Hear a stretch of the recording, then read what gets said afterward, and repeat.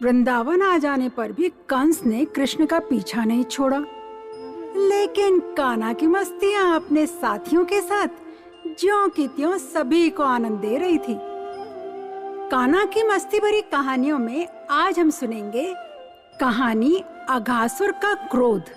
देखें कि कैसे कान्हा ने अपने अनोखे तरीके से कंस के इस बलवान असुर के गुस्से को शांत किया। एक दिन कान्हा ने अपने साथी ग्वाल बालों से कहा कि हम सब एक साथ जंगल चलेंगे और वहीं कलेवा मतलब नाश्ता करेंगे।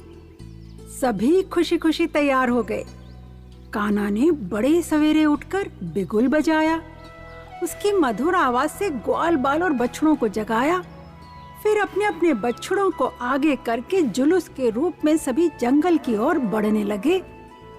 करीब हजारों ग्वाल बाल और उनके साथ लाखों बछड़ों की टोलियां कान्हा के साथ आ मिले। उनके पास बिगुल, बंसी, लाठी और कलेवा की पोटली थी। सभी अपने बछड़ों के साथ खेलते हुए चलते जा रहे थे। इन बालकों की माताओं ने पहले ही इन्हें कांच, मोती, सोने के आभूषणों से सजा रखा था।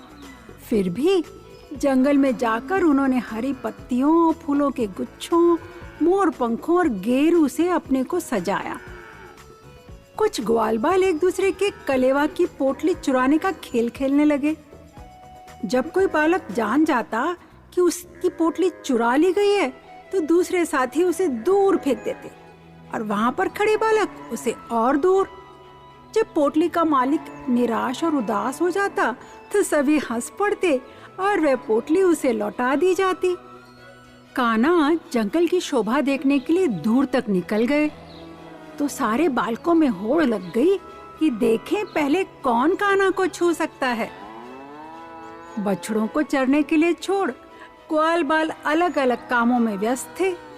कुछ ने अपने बांसुरी की मधुर तान छेड़ रखी थी, कुछ सींग का बिगुल बजाकर उनका साथ दे रहे थे, कुछ तो फूलों की क्यारियों में भौरों की गुंजार को और कुछ कोयल की कू कू की नकल कर रहे थे, कुछ तो उड़ती चिड़ियाओं का धरती पर पड़ने वाली परछाई के पीछे दौड़कर उनका मुकाबला कर रहे थे, कई तो सरोवर में हंसों की सुंदर मुद्राओं की नकल उतार रहे थे, कुछ मोरों के साथ नाच रहे थे और कुछ बंदरों जैसा मुंह बनाते हुए पेड़ों पर एक डाली से दूसरी डाली पर कूदने लगे।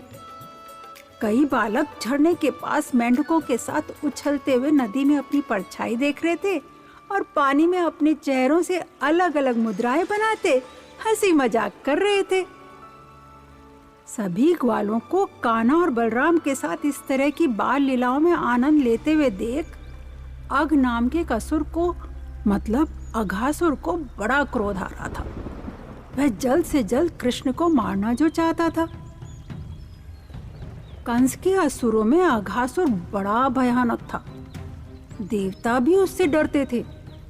अघासुर पूतना और बकासुर, जिनका कान्हा ने पहले ही उद्धार कर दिया था, उनका छोटा भाई था। वह भी बड़ा मायावी था।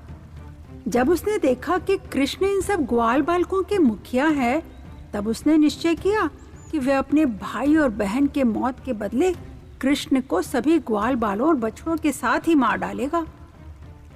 अघासुर ने यह भी सोचा, अगर मैं कृष्ण और उसके साथियों को मार दूं, तो इन सभी के माता पिता मतलब वृज भूमि के सारे वासी उनकी याद में खुद ही मर जाएंगे। यह योजना बनाकर उस दुष्ट अघासुर ने अपने आप को एक विशाल अजगर सांप जैसा बना लिया, अपना रूप बदल लिया। वह अजगर एक विशाल पेड़ के तने की तरह मोटा और 8 मील मतलब 12.8 किलोमीटर तक लंबा जमीन पर पसर गया।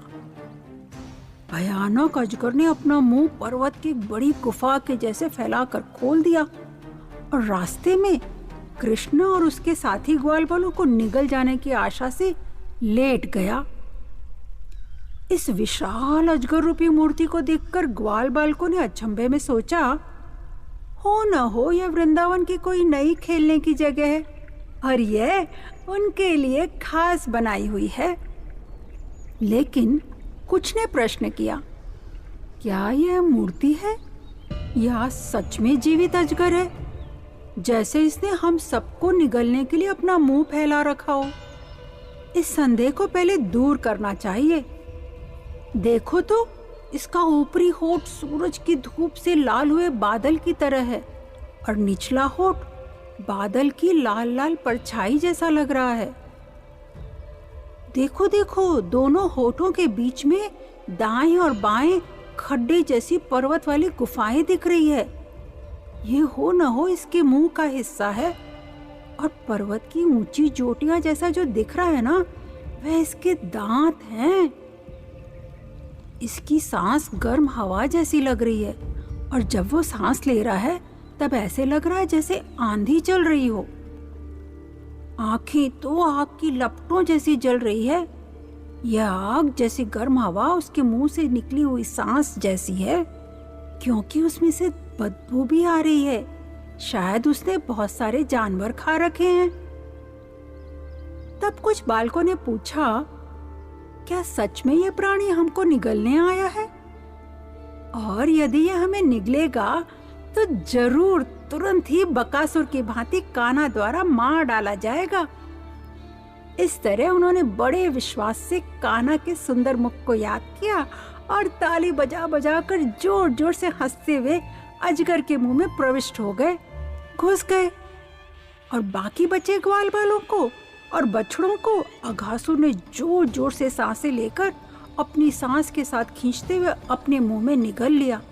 इधर कान्हा पेड़ की छांव में बैठे घास चरते बछड़ों को देख रहे थे।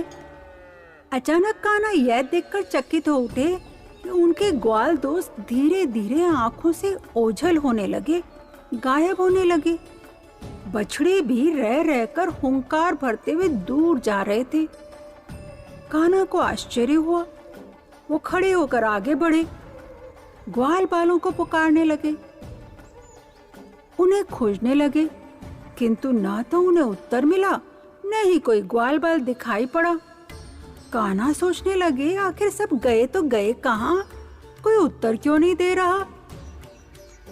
कुछ और आगे बढ़ने पर उन्होंने आश्चर्य से देखा, एक भयानक अजगर रास्ते में पसरा हुआ था।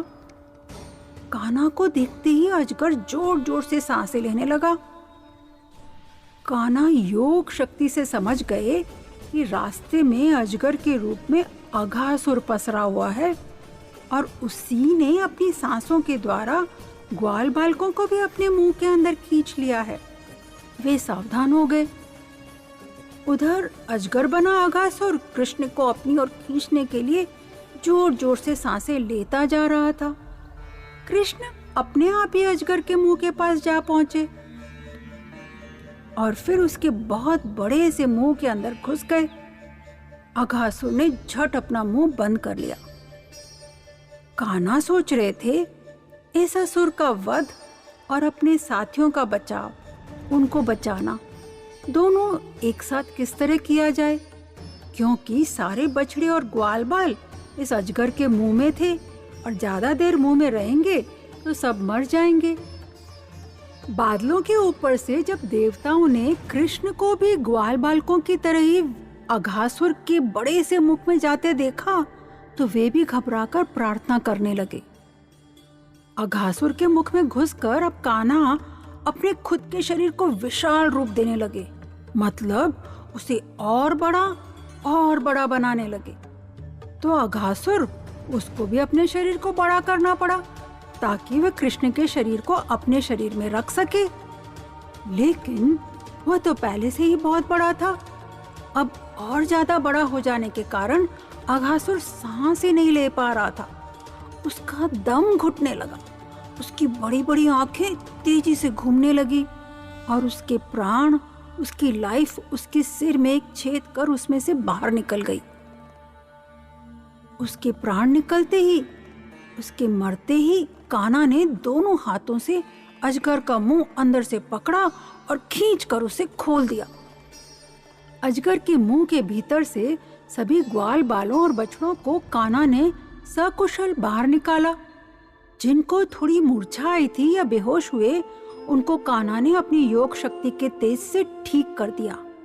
पता है ना, जैसे पूतना ने कान्हा को दूध पिलाया था इसलिए उसकी दुष्ट आत्मा पवित्र हो गई थी, वैसे ही जब अघासुर मारा गया तब कृष्ण उसके पेट में ही थे, इसलिए अघासुर के मरते ही उसके शरीर से एक तेज रोशनी आसमान में स्थिर हो गई, ठहर गई, और कान्हा के अजगर से बाहर निकलते ही वह रोशनी उनमें समा गई।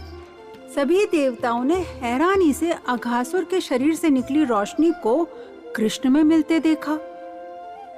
अघासुर की मौत से प्रसन्न देवताओं ने आसमान से कृष्ण पर फूलों की वर्षा की।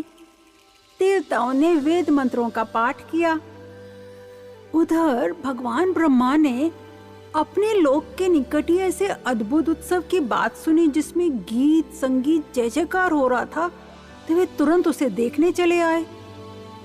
कृष्ण का ऐसा गुणगान देखकर वे अत्यंत विस्मित हो गए।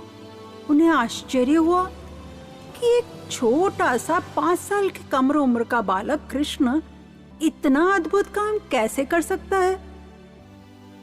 अघासुर का अंत होते ही धरती और स्वर्ग में शांति और खुशहाली छा गई। अजगर रूपी मुंह वही जंगल में पड़ा सूख गया। सबसे आश्चर्यजनक बात यह हुई कि अघासुर की मौत के 1 साल तक वृंदावन में किसी ने भी कृष्ण की इस लीला की बात ही नहीं की। वृंदावन में तो सब ऐसे चलता रहा जैसे उस दिन जंगल में कुछ हुआ ही नहीं। ऐसा क्यों कि 1 साल तक किसी भी ग्वाल बाल ने कोई भी बात नहीं की अघासुर के बारे में। उन सब ने पूरी लीला तो देखी थी, फिर भी सब चुप क्यों रहे? कहीं लाला ने कोई और लीला तो न रच दी थी? कान्हा की मस्ती भरी कहानियों में अगली बाल लीला आप सुन सकते हैं ईपीलॉग मीडिया वेबसाइट या अपने फेवरेट पॉडकास्ट स्टेशंस पर। अरे रुको, अभी तक तो हम कृष्ण की लीला सुनते आए हैं, अब हम अपनी लीला करते हैं, मतलब कुछ न कुछ काम।